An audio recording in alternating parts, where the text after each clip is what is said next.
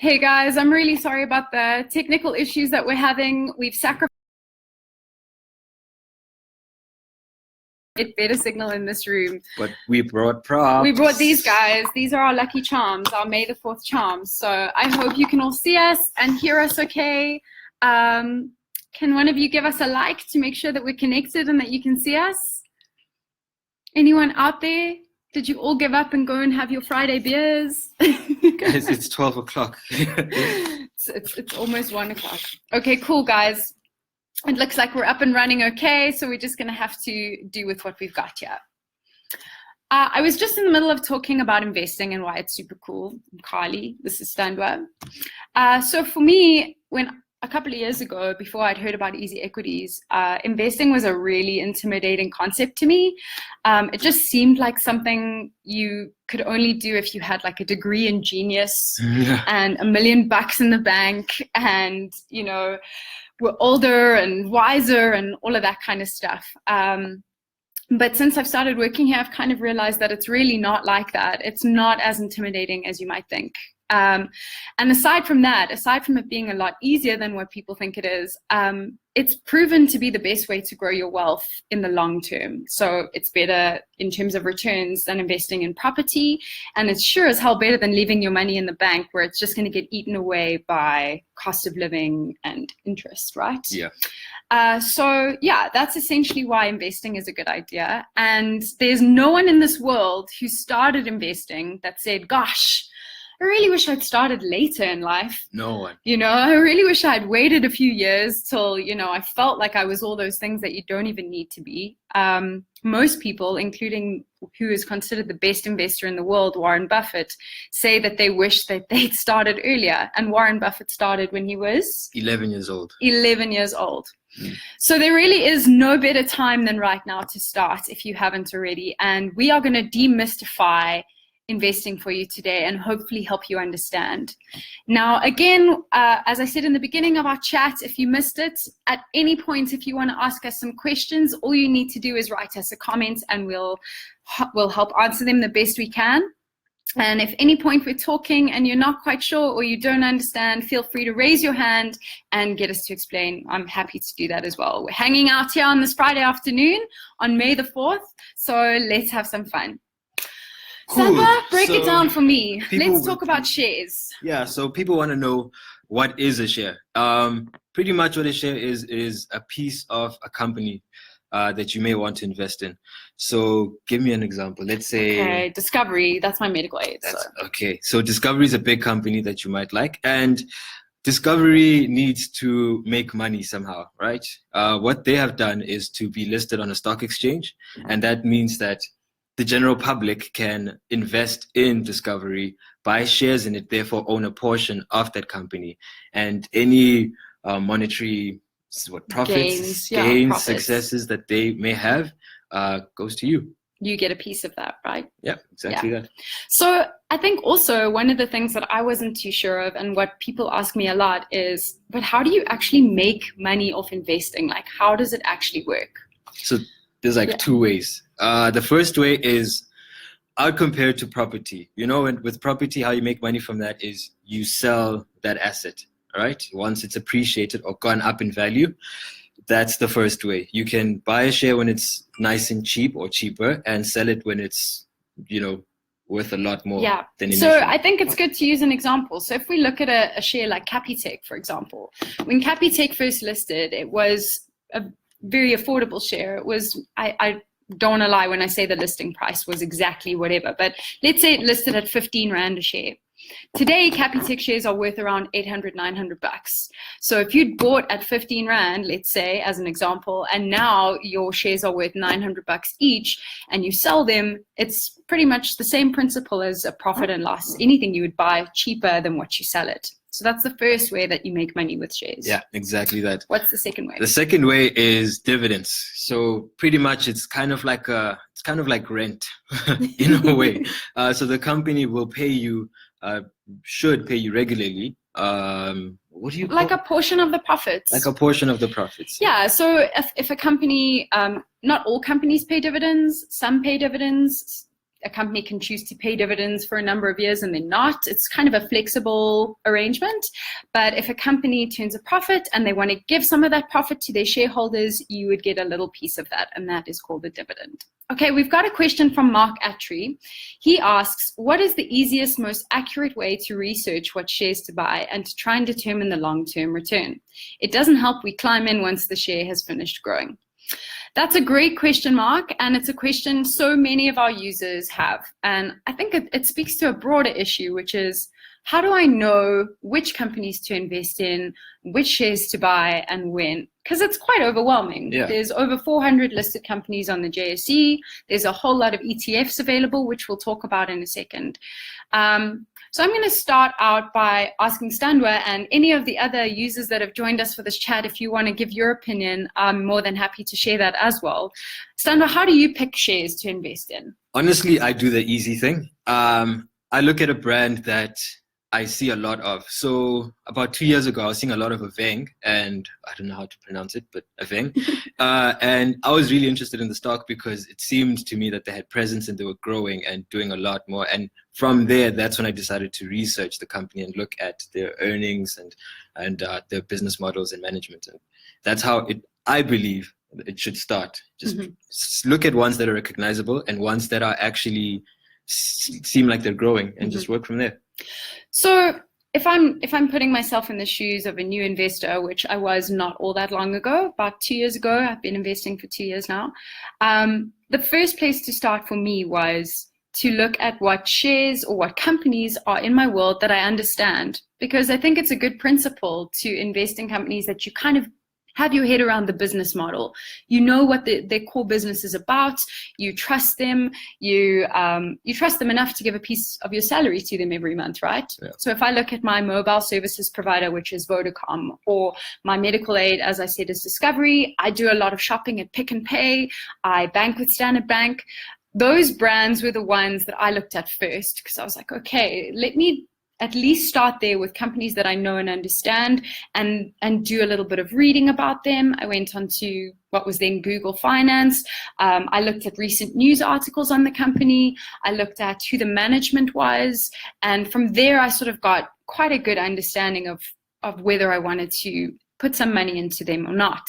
Now, this is a good point to say that when you're investing with EasyEquities, you don't need to have the full amount of a share in order to start investing. You can start investing with 50 Rand, with 10 Rand, with 100 Rand, because we allow you to buy a piece of a share. So if I look at those initial companies that I wanted to invest with, I didn't have to go and put my life savings into them straight away. I put in 25 bucks, which is probably about the same that I'd spend, or less, that I'd spend on a cappuccino, into those companies, and kind of let them ride, and sort of learned as I went along how they performed. And I carried on reading, and I reached out to my community on Twitter and asked for their opinions, and sort of crowdsourced a lot of that information and learned as I went. So I started with a little bit of money, I invested it, and I kind of followed those companies and learned it as I went. So that's sort of the first part of understanding which share to buy and when. But there are also so many other resources. Like I just see here, Jono has commented, I read Mark Ingham's fundamental notes. He really delves deep into researching the company. So there's other resources that you can look at as well. Jono's mentioned Mark Ingham. He's an amazing financial analyst. English. It's just hard to label him exactly, because he's this really cool guy that wears the most awesome socks I've ever seen. So that's the first image I get of Mark, but he's actually really renowned in the industry. And we actually feature some of his notes on our research portal. And in those notes, Mark will really go into the nitty-gritty of a company, its financials, its leadership, how it's performed over the last few years, any major deals that it might be involved with. Yeah. And that can also give you a little bit more meat to your decision-making process. There's also technical analysis. If you're that way minded, I find it a little bit intimidating, looking at charts and graphs So it is a combination of a lot of things. It is based on your personal investment style and which companies resonate with you. But above and beyond all of this, it's important to note that investing is a long-term activity. It's a long-term venture. So Warren Buffett's philosophy, which is quite like my own, is that if you invest in companies that you really believe in their business and what they're doing and the leadership, and you have the idea to invest in them for a very long period of time, for 10, 20 years, the chances are that is a sufficient amount of time to ride market up and downs, because there will always be market up and downs, as you've seen in the last 10, 20 years. There's been a lot of events around the world that make everything go a little crazy. Trump says something and everything goes upside down. But if you really have a long-term point of view, that is sufficient amount of time to really ride the ups and downs of the market volatility. And another great resource now is social media. People are posting their own analyses. That's a tricky word. They're posting things that they've seen online from other news outlets like your Biz News or MoneyWeb, and it's a space where you can share different insights and information. Yeah. So make use of the social space, guys. It can be very useful. Obviously, you need to look from whence it came. A reputable publication like Biz News or MoneyWeb is a great place to start, because they have a huge following and they have experts that weigh in and give their thoughts and ideas. So make sure you obviously are taking it from a reliable source, but those are great places to look. And we live in the age of data and digital, guys. So there's so much information available out there to you. I've got a question here now from Brad Stradom. Immigration. So Brad is saying best pace to invest in global ETFs and shares, and what are the implications of immigration? So to start off, let's say I'm going to start with the immigration part. Okay, wait. Let's just hold the phone a second. Okay. Brad, you know your stuff, huh? I think this is a good time to maybe talk about exchange traded funds as a start. There are lots of different ways that you can invest offshore. I think if we just talking on a basic level, the first sort of way that you can do that is by investing in an exchange traded fund. So let's explain what that is for those of you who don't know what that is. An exchange traded fund, also for me, is kind of an intimidating word for something that's actually very simple. An exchange traded fund, or an ETF, is essentially a collection of shares that follow a specific theme or an index, but you can buy them as one thing.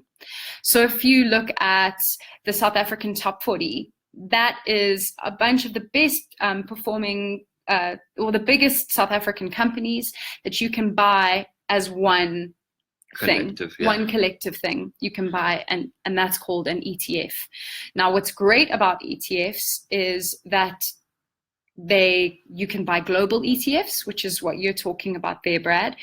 You can also buy ETFs based on completely different themes. So you can look at different sectors in the market, exactly. The financial companies or the industrial companies, companies that pay dividends, companies that are a collection of stocks that are based on companies that are growth or momentum companies that are growing really quickly. And one of the coolest ones locally is the Signia. Fourth Industrial Revolution. So they track tech stocks pretty much, and companies they expect to grow as technology grows as well, as we reach the fourth industrial revolution. And that's a good example of an ETF that actually gives you global exposure. So these are companies overseas. There's a couple of different global ETFs. I know there's some core shares global ETFs. There's Satrix international ETFs. And what's great is you can invest in those with Rand, so there's no sort of exchange rate issue that you need to worry about, but they're giving you that global exposure because they're tracking in indexes overseas. And that could be, you get a Japan index, you can get a Euro index, you can get a US index, you can get a world index. There's a lot of different options available to you. And the best way, as Brad has a follow-up question, what's the best way to invest in index funds like the S&P 500 through us? Yeah, you can do that. So EasyEquities, we feature all the ETFs that you would know. And essentially you would just log into your EasyEquities account, click on Invest Now, select ETFs as your filter, and it will bring up a complete list of ETFs that we have available, which is from all the major providers that there are in South Africa. So, and we'll get on to other global options as well, but you could then look at, there's Tfsa ETFs, there's Signia ETFs, and a lot of those do provide you with global exposure, and that would be broken down for you in the fact sheet, which is in the ETF description when you go to buy the actual ETF. Yeah. Does anyone else have questions about ETFs? I know it's a lot of information to take in off the bat, but what I will do is share some more information on ETFs in the comments section below so that you have that available to read over after our discussion. Or maybe we can dial it back and just go to the basics of investing and shares. I mean, yeah, this is what it's for. We want the newbies and people. There are no stupid questions. There are no stupid questions, guys. So if you have any, now's the time. I know I had quite a lot when I first started investing, but the truth is there are no stupid questions. We're all learning here together. Susan Murphy asks, is there less risk with ETFs? Great question, Susan. Well, theoretically, it should be less risk because it's already diversified for you. You don't have to go out there and... Yeah. What is diversification, Standwa? So diversification it's when you get a collection of... It's pretty much based on the idea that you shouldn't put all your eggs in one basket. So investing in one stock is... Putting all your eggs in one basket. All your eggs in one basket. You may have seen in the news the collapse of Steinhoff's share price, and that would affect people mostly who have their money in Steinhoff exclusively. You can avoid that kind of event by diversifying a portfolio, having different shares in different sectors, having shares in different themed ETFs, also just single shares as well. It's just the idea of having more. Yes. Different types. So it's actually one of I feel really strongly about diversification. I think it's really important. And Susan, to go back to your question, ETFs do that for you purely because they are based on a collection of shares and not just one. So if we look at an ETF, for example, that has a tech theme, and you've got your Apple and your Facebook and all different companies that are tech themed within that ETF, if one of those companies, so for example, Facebook recently that was in the news and their share price took a little bit of a knock, if one of those companies experiences some volatility, you have all the other companies within that ETF that balance it out so that you don't have as much risk as if you would if you had just invested in one of those shares, exactly like Stan was. So I hope that makes sense. Brad, just to get back to you on the immigration implications, I need to actually double check that because I think it might differ on an individual basis. There are a lot of different conditions that's dependent on, but I will look into that for you and I'll post a response on this chat after we've finished discussing. But broadly speaking, if you are a South African living overseas, as long as you have a South African bank, then you can open an account with us and invest in South African shares. Yeah, it would really depend on your specific situation, whether you're a resident somewhere or you're working somewhere else. So there's a number of different filters that we could look at that through, and I'll post a couple of them below after we finished our discussion. I'm glad we could help you with that, Susan, and that made sense for you. And Mac is asking how to open a USD account. Okay, cool. So in this discussion, we're really only talking about investing in South African shares and ETFs, but it's definitely worth mentioning that you do have the possibility or the capability to invest in offshore shares on EasyEquities as well. At the moment, we only offer US shares, and that's anything from McDonald's to Johnson & Johnson, Coca-Cola, all those amazing companies and brands that have been in our world for a long time. Facebook, Twitter, all of those companies we do have available as well for you to invest in, and you can apply the same amount-based investing model there too. So if we look at a share like, how much is a Google share going for now? Alphabet, I don't know. I have no idea right now. Quite a bit of dollars. You would be able to invest in those particular shares with whatever amount that you wanted to.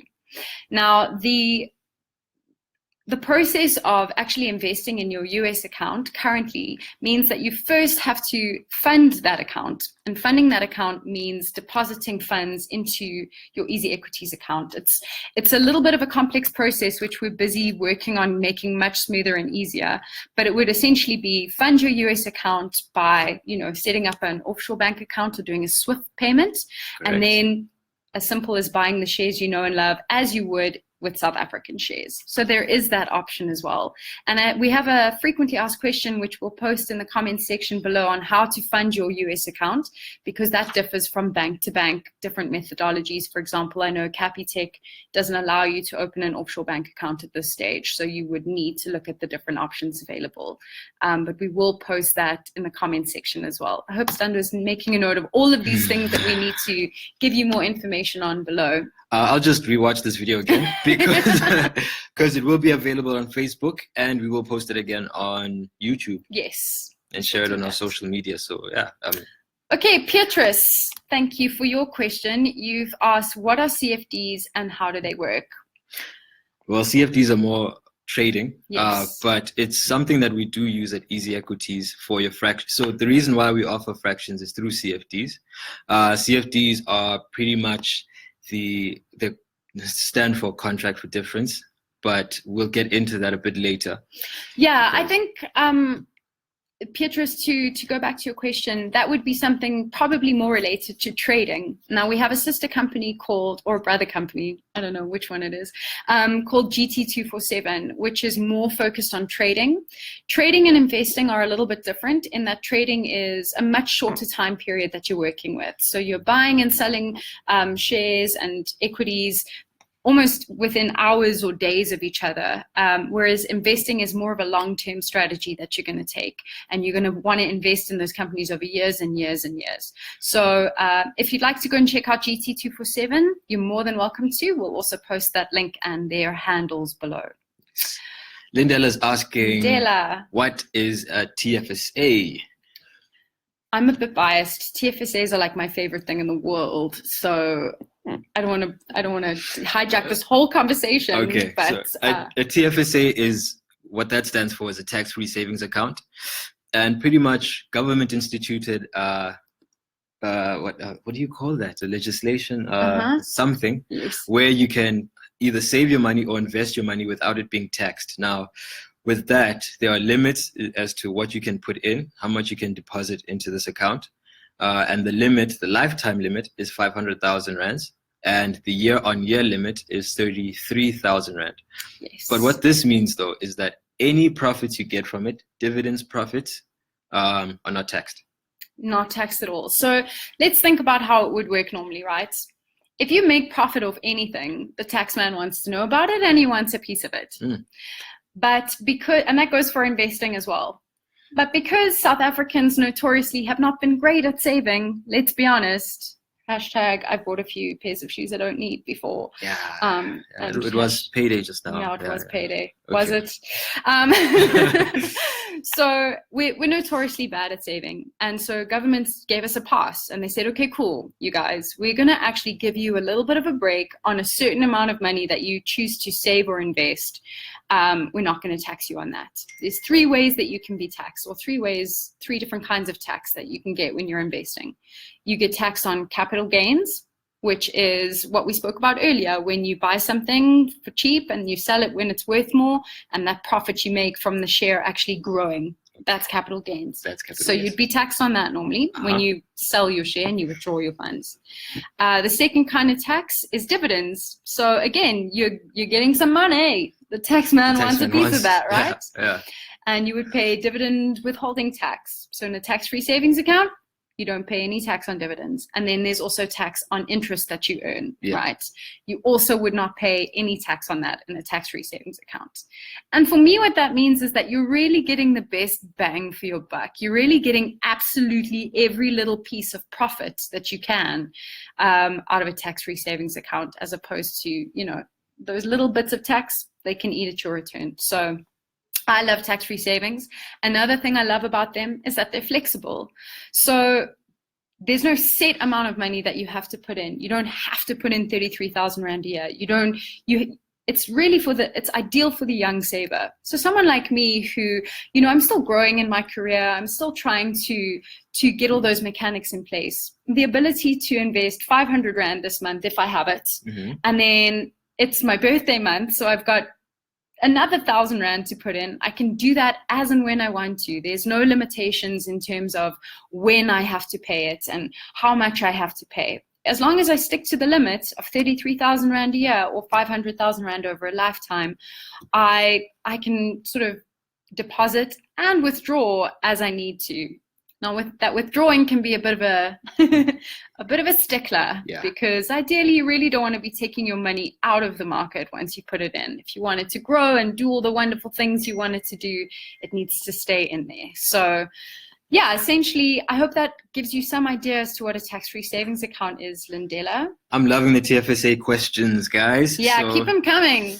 Susan Murphy has asked, do you have to leave the money for a long period of time? And what is the catch of a TFSA? There is no catch. The catch is if you deposit more than what you should. So your yearly limit is 33,000.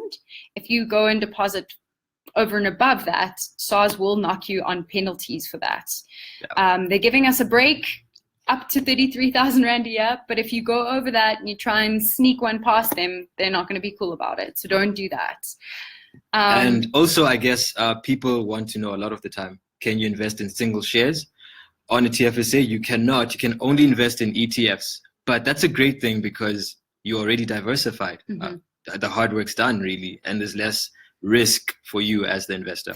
And that's essentially why that rule is in place. So the rule is, if I'm going to go word by word, that you're only allowed to invest in collective investment schemes in your tax-free savings account. I love it when you say that. I know, collective investment schemes. What a collective investment scheme is an ETF. So it's a collection of instruments that are put together. It's an ETF. We also have something called bundles and baskets, which is the same concept. We're actually going to have a follow-up discussion all about bundles and baskets. What they are is a collection of shares or ETFs that you can buy as one thing, either managed or not managed. And the reason that that's in place is because government obviously wants us to improve our savings behavior, and they don't want us to take, unnecessary risks and face losing our investment. So the way to do that is to do lower risk investments, which means investing in a whole bunch of things and having a diversified portfolio, and instead of putting all your eggs in one basket. Essentially, that's it. Do you have to leave the money in for a long period of time?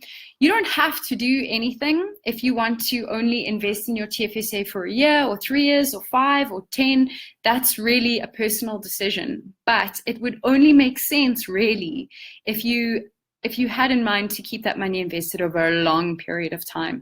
That is how you will really get the best out of any investment that you do, is to not put your hand in the cookie jar and to leave it and let compound interest and time work its magic. That is the best thing that you could do in any investment scenario. Yeah, nice. Yeah. Okay, any other questions on tax-free savings accounts? I just want to butt in here and have a shameless brag that EasyEquities has been voted the #1 tax-free savings provider in the country for 3 years running. Not 1, not 2, but 3 years. What? So in terms of saving costs and ease of use, EasyEquities tax-free savings account has been voted as the best way to go, and that's by Financial Investors Monthly, Financial Mail, and Intellidex. Yep. So you can go check that out as well. You automatically get a tax-free savings account when you register for EasyEquities. So once you've set up your EasyEquities account, all you need to do is deposit money and invest it in your TFSA. Just to clear it up, Susan, thank you for the follow-up question about it only being tax-free if you make 33,000 a year. No, that's not the case.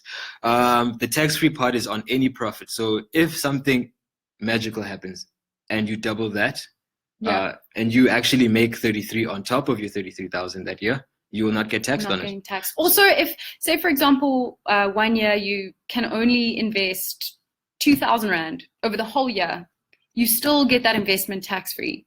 If you can only invest 10,000 Rand 1 year or 500 Rand 1 year, that's okay. As long as you don't go over your 33,000 limit a year, anything below that and up to that is completely tax-free. Awesome. And Mark answered that for us nicely as well. Nice, Thank Mark. you, Mark. Thank you. Thanks for that. Okay, cool. So we've touched on quite a few things. Another thing that I really thought would be worth mentioning is talking about the cost of investing. We've touched on it a little bit about that in tax-free savings, but I think it's worth mentioning overall what you're going to pay when you invest in something. Now, traditionally, with how investing has been done in the past is that you would pay a monthly fee to use the platform to invest with. You would also have to start with an amount. So you'd have to start with 10,000 Rand or 5,000 Rand, and that would be your initial investment. And then there's brokerage, which is a percentage of your transactions every time you make an investment. Now, on EasyEquities, there are 0 monthly fees and there are 0 minimum amounts. So you could start investing today with as much money as you have. My very first investment was 100 Rand. I got a 100 Rand voucher to spend on EasyEquities for Christmas from my dad, and that's when I split that up into small amounts, like 20 bucks each, and I invested in shares from that amount. So there's no cost to use EasyEquities and just sign up and have an account. 0 cost for that. And you don't need to start with a specific amount to get going. You can start with as little as 5 Rand, or we've got a guy who invested 1 Rand in every single JSE listed company so that he could learn more about them. And that's as far as it goes. In terms of the cost of our brokerage, it's 0.25% brokerage costs. How much does that work out to if you spend 100 bucks? 64 cents. 64 cents for every 100 Rand you invest. So it's extremely low cost, which means you get to make more money off your investment instead of paying us. So yeah, that's a basic breakdown of our costs. Obviously, there's a few. We've got a full cost profile that we can share with you. There's other costs that come into play when you set up a recurring investment, for example, or if you were to buy a bundle or a basket. But that, as a basic cost structure, is how we operate. So we can move on to Ben Stain's question, and he asks, if you take out some of your investments, does it impact the 500,000 Rand lifetime limit? It does. Yes. So you can take out that investment, but it's already been noted as made. So say you invest 30,000 Rand 1 year and you withdraw 10. It doesn't mean that you now have an extra 10 that you can deposit. You've already used up that limit. Yeah. You can withdraw it and you can keep going, but that part of your limit has been used up, if that makes sense. And that applies to your lifetime limit as well. Cool. And now Carmen is asking about trading cryptocurrencies on EasyEquities.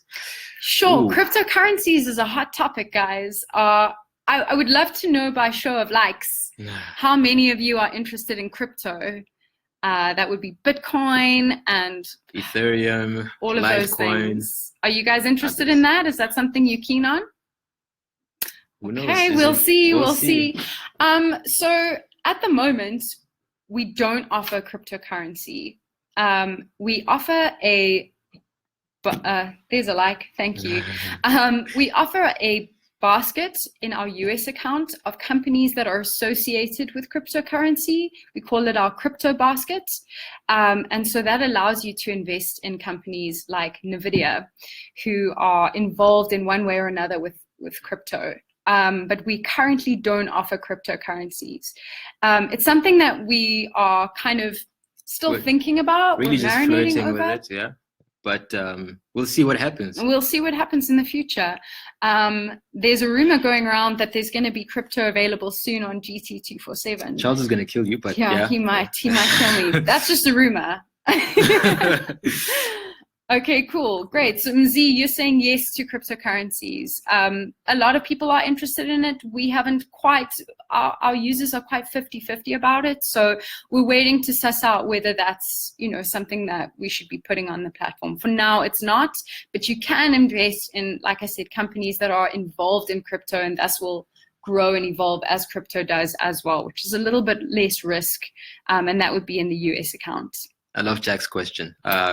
if you don't mind. Okay. There is a worldwide awakening to cannabis and some companies are listed. Where are you at with this?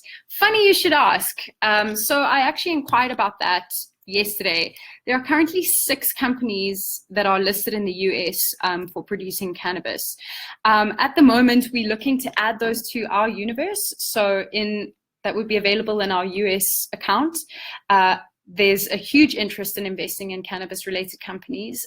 So we need to sort of see if they pass a few of our, I guess, what would you call it? Like we've got certain requirements that we need in order to feature shares in our universe, but I have actually put those 6 companies into review so that we can do that.